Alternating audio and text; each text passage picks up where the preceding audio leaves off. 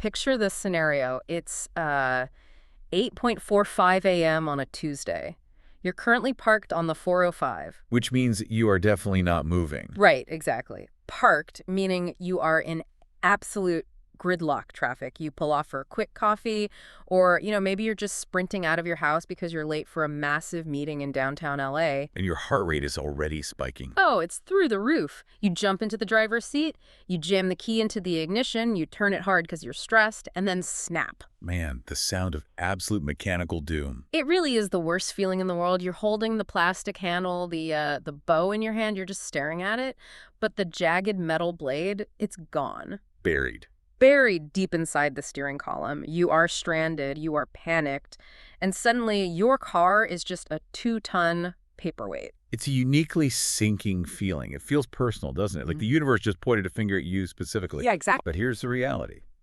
What you do in the next 3 minutes determines whether this is a $100 inconvenience or a $1,000 catastrophe. And that is exactly the mission of this deep dive. We are tackling the broken car key crisis. And we aren't just talking about how to fish a piece of metal out of a hole. No, it's way more complicated than that. We're going to unpack the physics of why keys fail, the fluid dynamics of why superglue is your absolute worst enemy, and the whole digital handshake that happens between your key and your engine. We also really need to talk about the landscape of Los Angeles locksmithing. Because when you're desperate, you're vulnerable. And in a city this big, there is an entire economy built on exploiting that panic. It really is a minefield out there. But before we get into the how, we have to talk about the who. Because when you're staring at that broken key, you need a lifeline that isn't going to rip you off. We are supported today by West Point Locksmith. Yeah, if you live in LA, these are the people you want in your contacts before the disaster strikes. Completely agree. West Point Locksmith is the gold standard here. They handle emergency lockouts, car key replacements, the works. They have 5-star reviews, which, in this industry is huge, and they're available 24/7. So if this happens at 2.80 leaving a club in Hollywood, they actually pick up the phone. They do. The number is 310-295-4040. But let's back up a second. Why did this even happen? I mean, I feel like I didn't turn it that hard. Did I just suddenly get too strong? Unless you've been secretly training for the world's strongest man competition, probably not. Fair enough. It's rarely about sudden brute force. It's almost always about a phenomenon called metal fatigue. Okay, let's unpack that, because to me, metal is metal. It's hard. How does it get tired? Think about a paperclip. If you take a standard paperclip and you bend it back and forth, what happens? It gets hot right at the bend, and then eventually it just snaps. Right. That's called work hardening. You are physically changing the crystalline structure of the metal. Your car key is usually made of brass or a nickel-silver alloy. So it's not like pure steel? Exactly. It's relatively soft. Every single time you start your car. Think about it. 2, 4, 6 times a day for 5 years. That's thousands of torque cycles. So I'm slowly twisting the head off the key every single day. You are. Microcracks form in the blade, usually right at the neck where it meets the plastic. It's a ticking time bomb. But there's an accomplice here that most people completely ignore. Gravity. Gravity. You mean the weight of the key itself? I mean the weight of what is attached to the key. What does your keychain look like right now? I feel like this is a trap. I have the car key, my house key, my office fob, a bottle opener, maybe a little heavy metal souvenir from a trip. You are the problem. Hear me out. When that key is in the ignition, all that weight is hanging off the end of it. It acts as a lever. Now imagine you're driving down Sunset Boulevard. You hit a pothole. Which happens a lot. Right. That heavy mass bounces down. It levers the key blade up against the internal mechanisms of the lock. So the key isn't just sitting there. It's being sawed at by the lock every time I hit a bump. Precisely. You're creating a stress riser at the face of the ignition. Eventually, the metal just gives up. Okay, so my janitor-style keychain is destroying my car. Good to know. But let's say the worst has happened. The key is broken. I'm in the panic phase. I'm looking at the broken piece in the ignition. What is the absolute worst thing I can do right now? Do not, under any circumstances, reach for the superglue. Okay, play devil's advocate with me here. Because I think a lot of listeners are thinking, why not? I have the handle. If I put a tiny dot of glue on it and stick it back in, I can bond it to the broken piece and just pull it out. It seems like basic logic. It seems logical, sure, but it ignores physics. Specifically, it ignores capillary action. Capillary action, that's how trees get water up their trunks, right? Correct. It's the ability of a liquid to flow into narrow spaces without the assistance of gravity. Superglue, or cyanoacrylate, has very low viscosity. It flows like water, not like paste. And so it doesn't stay where you put it? It never stays where you put it. An ignition lock isn't a smooth tube. It's lined with wafers. These little spring-loaded discs that slide up and down to match the cuts on your key. Okay. When you put that tiny dot of glue in there, it wicks. It gets sucked right into the spaces between the wafers and the cylinder wall. And once it's in there? It hardens instantly. Now, you haven't just failed to fix the key. You've glued the internal locking mechanism into a solid block of plastic and brass. You've seized the engine of the lock. Oh, wow. So a locksmith can't just come and pick it out anymore? No. If you glue the wafers, we can't extract the key because the wafers are what hold the key in place or let it release. You've turned a $150 extraction job into a complete ignition replacement. That's brutal. You have to drill the whole cylinder out. Now you need a new ignition, new keys, and maybe new door locks if you want them to actually match. That is a $1,000 mistake caused by a 10-cent drop of glue. And it happens every single day. Okay, so step 1. Step away from the crazy glue. What about the MacGyver method? I've seen people try to jam a screwdriver in there to force the ignition to turn just to get the car home. Also a massive disaster. Ignitions have a delicate little gate at the front called a dust shutter. It's that little metal flap that pushes out of the way when you insert your key. Right, a little door. If you jam a screwdriver or a knife in there, you will bend that shutter inward. Even if you eventually get the broken key out, the damage is done. The shutter is mangled. So you're stuck anyway. Yeah, you won't be able to get a new key in because the entrance is permanently blocked. So we can't glue it, and we can't force it. This brings us to the professionals.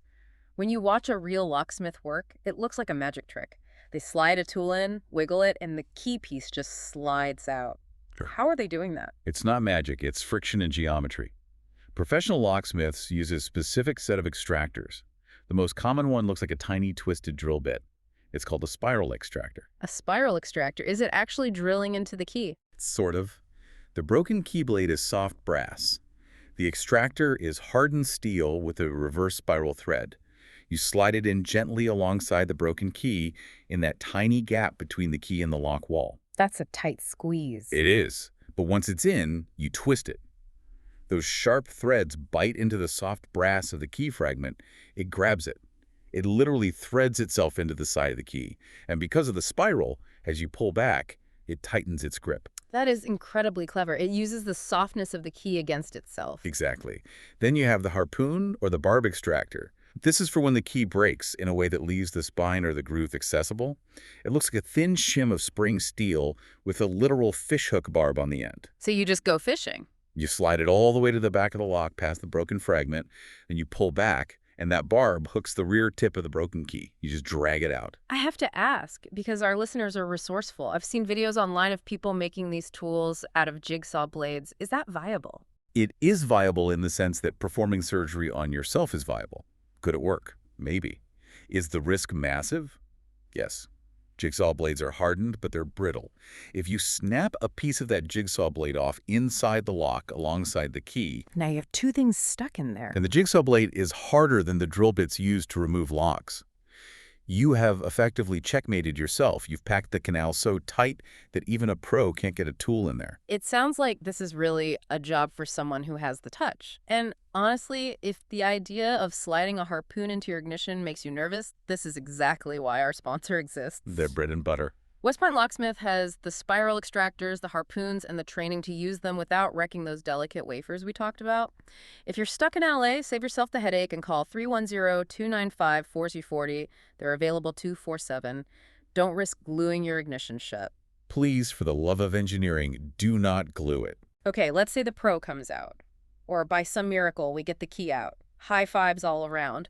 But wait, we still have a problem. I have two halves of a key and a car that won't start. Right.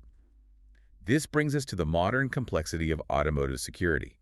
If you're driving anything made after the mid-90s, your key is not just a metal blade. It's a computer. You're talking about the transponder chip. Correct. Embedded in the plastic head of that key is a tiny RFID chip. It's usually a glass or carbon pill. Does it have a battery? No, it's completely passive. This is the cool part. Around your ignition lock, buried in the plastic of the steering column, is a ring called an immobilizer coil. When you turn the key, the car shoots a burst of electromagnetic energy into that coil. Like a wireless phone charger? Exactly like that. That energy hits the key, powers up the chip via induction, and the chip wakes up and screams a specialized code back to the car. If the car hears the right code, it turns on the fuel pump. If it doesn't, silence. The engine might crank, but it will never fire. So this creates a huge problem. If I broke my key and I go to a hardware store to cut a new metal key, it won't work. It will open the door and it will turn the ignition cylinder, but the car won't start. And here is the nightmare scenario. All keys lost, or AKL as we call it. Which means if that broken key was your only key, you can't just take the two pieces to a hardware store and say, copy this. A duplication machine traces the outline of an existing key. If your key is in two jagged pieces, you can't trace it accurately. So how does a locksmith generate a key from thin air? If they can't copy it, do they just guess? It's called origination. It's basically detective work. A skilled automotive locksmith can look up your car's key code using the VIN, the vehicle identification number, through authorized databases. Or they use a tool called a Lishi pick. A Lishi pick. It's a fascinating little device. It looks like a lock pick combined with a ruler. They insert it into your door lock, and it allows them to read the depths of the wafers inside the lock. They are mechanically decoding the lock. That is wild. So they're reading the lock's DNA. Essentially. Once they have the code, say, it's a series of depths like 24132, they punch that into a computerized key-cutting machine in their van. We saw references to machines like the SEC E9 or the Triton in the sources. These are robots. Oh, wow. Yeah, they cut a factory-perfect key based on the code, not a copy of a copy. But that's just the metal. They still have to deal with the computer chip. All right. Then comes the programming. They plug a tablet like an AutoPro pad into your car's ODD port. That's the diagnostic port usually under the steering wheel. They have to hack into the car's security system legally, of course, and tell the computer, hey, delete the old broken key and introduce yourself to this new key. We are friends now. This completely explains why this costs more than $5 at a kiosk. We aren't just cutting metal, we're doing IT work. Significantly more. We looked at some cost breakdowns. A simple extraction, just pulling the metal out, might be $150. But if you need origination cutting a new transponder key from scratch and programming it, you're looking at more. And if it's 2.00 a.m., emergency rates apply. You might be paying $250 or $350. It's an investment. But compare that to the dealership. The dealership is the nuclear option. They almost always require you to tow the car to them on your dime. Then you wait days. A mobile locksmith comes to you, cuts the key in their van, and programs it right there on the side of the road. That convenience is unbeatable. But because there's money involved and people are desperate, this industry has a dark side. We need to talk about the Los Angeles context. The Wild West of locksmithing. Scams. I was reading through Reddit threads for this deep dive, and the stories are brutal. The bait and switch seems to be the classic move. How does that actually work? It relies on the fact that you don't know how the industry works. You search locksmith near me on your phone. Yeah. You see an ad, usually a Google ad at the very top promising a $15 service call or a $29 car lockout. Which sounds too good to be true, but when you're panicked, you really want to believe it. Exactly, you call. A dispatch center answers. Now, here's the trick. The dispatch center is often not even in California. It might be overseas. They're lead generators. They take your info and sell the job to a random subcontractor in your area for a fee. So the guy showing up isn't even an employee of the company I called? Usually not. He's a guy in an unmarked sedan. He arrives, looks at your standard Ford or Toyota lock and size. He gives you a song and dance. Oh, this is a high security lock, or this is commercial grade. I can't pick this. I have to drill it. And the $29 price tag. Gone. Suddenly it's $300, $400, $500. And because you are stranded and he is standing there with a drill, you pay it. That is infuriating. So how do we protect ourselves? Los Angeles is a big city. How do we tell the real pros from the lead gen scammers? Licensing is your shield. Our sources on locksmith licensing requirements highlight that California is actually one of the strictest states. To be a locksmith here, you must be licensed by the BSIS, the Bureau of Security and Investigative Services. Okay, so they should have a badge. They're required by law to carry a pocket version of their license. If a guy shows up in a t-shirt with no logo, driving a beat-up Honda Civic, and he gets offended when you ask to see his BSIS card, do not let him touch your car. That is a hard rule. A legitimate pro will have a marked vehicle, a uniform, and they will usually give you a realistic quote over the phone. Not $15, but maybe $120 or $150. Real pricing implies real service, and they will almost never want to drill your ignition immediately. Drilling is a last resort. This is exactly why having a vetted number in your phone before the crisis is so important. And that brings us right back to West Point Locksmith. They check all the boxes we just talked about. They serve all of Los Angeles. They are fully professional, licensed, and they have those 5-star reviews that confirm they don't pull the bait-and-switch nonsense. If you want to avoid the scam lottery, just save this number, 310-295-4040, West Point Locksmith. They're the real deal. And honestly, knowing who you're going to call prevents that moment of vulnerability where you just click the first ad you see on Google. 100%. So we've covered the break, the extraction, the replacement, and the scams. But the best way to deal with a broken key is to not have it break in the first place. Preventative maintenance. It's boring, but it works. So how do we do a health check on our keys? Take your car key out right now. Look at the point where the metal blade meets the plastic head. That's the stress point. Do you see a hairline crack? Is the metal slightly twisted? If I see a crack, should I just go copy it at the hardware store immediately? And this is a nuance a lot of people miss. If your key is worn down, the teeth are rounded and smooth, and you copy it, you are making a duplicate of a duplicate. It's like photocopying a photocopy. Eventually it gets blurry. Exactly. We call it generation loss. A copy of a worn key is a bad key. It will stick in the ignition. If your key is worn or cracking, you need to go to a locksmith and ask for a key cut to code. That means they look up the factory specs and cut a fresh key that is mathematically perfect, restoring it to day one condition. That is a really great tip. What about the lock itself? Can we maintain the ignition? Yes, but be careful. You want to lubricate it, but, and this is controversial, do not use WD-40. Wait, really? I thought WD-40 fixes everything. WD-40 attracts dust. It's wet.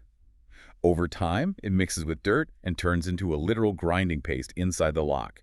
It gums up the wafers. You need a dry lubricant. Teflon-based or graphite. You squirt a little puff in there once a year. It keeps the wafers sliding freely so they don't bind on the key. And I assume the final tip is to address my keychain situation. Please, lighten the load. Your ignition cylinder is a tiny, precise mechanical device. It is not designed to hold the weight of a water bottle and 30 loyalty cards. Gravity is the enemy. Take the car key off the ring if you have to. Simple changes, big savings. It's the cheapest repair you'll ever make. So let's unpack the survival guide here. We've covered a lot today. We really have. If your key snaps, first, don't panic. Second, absolutely do not use super glue. Remember capillary action. Third, do not force a screwdriver in there. Fourth, if you call a pro, check for that California state license. Ask for the BSIS card. If they quote you $15 and show up wanting to drill, send them away. And finally, check your keys today. If they're cracking, get them replaced now, on your terms, not when you're late for a meeting. And I'll add one final thought, the spare key. It is the cheapest insurance policy you can buy. If you only have one key to your car, you're living on borrowed time. Go get a spare made today, put it in a drawer. If you lose your main key or break it, that spare saves you the origination fee and the emergency service call. It pays for itself instantly. That is solid advice. And if you are in LA and you don't have that spare yet, or if you're currently staring at a broken key in your steering column, give West Point Locksmith a call. They're the professionals you want in that exact situation. The number is 310-295-4040. That's 310-295-4040. They're available 2147 to keep your home, business, and vehicle secure. 5-star reviews serving all of Los Angeles. Don't gamble with the scammer. It's peace of mind right in your pocket. Absolutely. You know, it's funny. We spend tens of thousands of dollars on our cars. We trust them to carry us at 70 miles an hour down the freeway, but the entire system relies on a thin 2-inch strip of soft brass turning a tiny tumbler. It's a humble mechanism for such a powerful machine. It really is. Next time you start your car, take a split second to appreciate the engineering and maybe check that blade for cracks. Thanks for listening to this deep dive. Drive safe, everyone.